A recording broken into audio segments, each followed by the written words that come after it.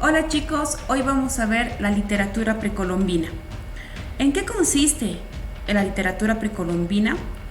Vamos a ver que se denomina época precolombina a la producción literaria y cultural que fue realizada en el continente americano conocido como el Abya Yala, desde la llegada de los primeros seres humanos hasta el establecimiento del dominio político y cultural de los europeos, es decir, a la llegada de los españoles con la colonización.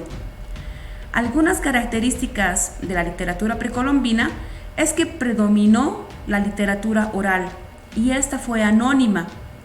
También entremezcló la magia, la religión y la historia.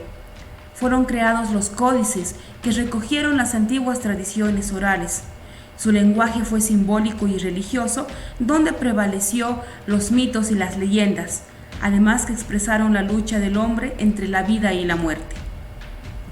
Dentro del contexto histórico, la literatura precolombina se encuentra representada por tres grandes civilizaciones: los mayas, los incas y los aztecas. Los mayas habitaron toda la región de Mesoamérica y parte de América Central, lo que ahora conocemos como México, Guatemala, Belice, Honduras o El Salvador.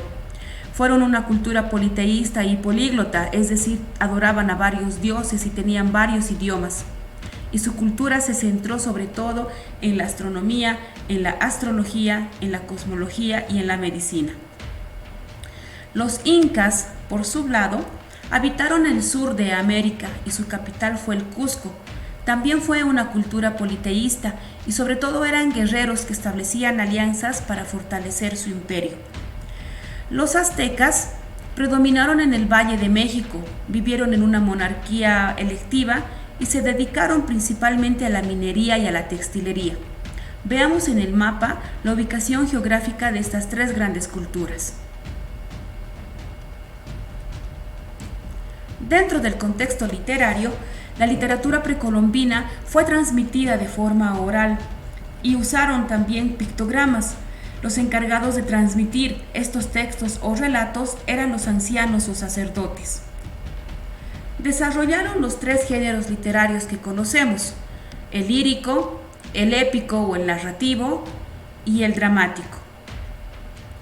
Dentro del género lírico, la poesía indígena presenta bellos poemas donde se expresa a través de metáforas y símbolos el pensamiento mágico y religioso, sobre todo de los creadores, es decir, de sus dioses.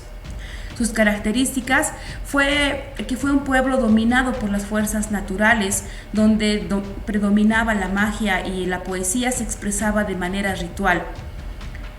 Es decir, que hacían rituales ceremoniosos, religiosos, utilizando un lenguaje rítmico donde incluían la danza.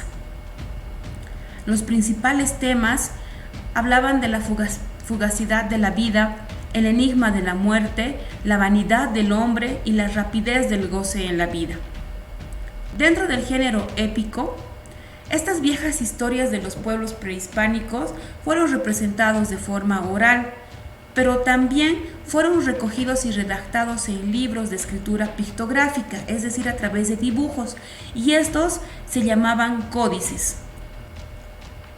¿Pero qué son los códices? Son libros de escritura pictográfica realizados sobre una hoja larga, la cual era doblada de forma de biombo, es decir, plegable, y algunas cubiertas por una capa delgada de cal. Estos textos escritos eran de izquierda a derecha. Se recogieron en estos códices tradiciones de los pueblos precolombinos, adelantos científicos, sobre todo en medicina y astrología. Además, relataba la vida espiritual, los ritos, las celebraciones y festividades de los pueblos. Veamos algunos códices. Uno de ellos fue el Códice Boturini, que hace referencia a la migración de los aztecas. Este códice todavía se encuentra en el Museo Nacional de Antropología en la Ciudad de México. Las obras más representativas fueron el Popol Vuh, o libro del Consejo de Indios Quichés de los mayas, y el Memorial de Tecpan en Atitlán de los aztecas. Poco o casi nada se conoce del género dramático, pero se sabe que trabajaron sobre todo en la comedia o en la tragedia. No olvidemos que era una cultura predominantemente religiosa. Algunas de las curiosidades es que los mayas, la lengua que utilizaban era el quiché y su escritura era los códices. Los aztecas utilizaron el lenguaje náhuatl y la escritura pictográfica no tenían el alfabeto fónico. Por su parte, los incas utilizaban y todavía se utiliza la lengua el quechua y no construyeron escritura.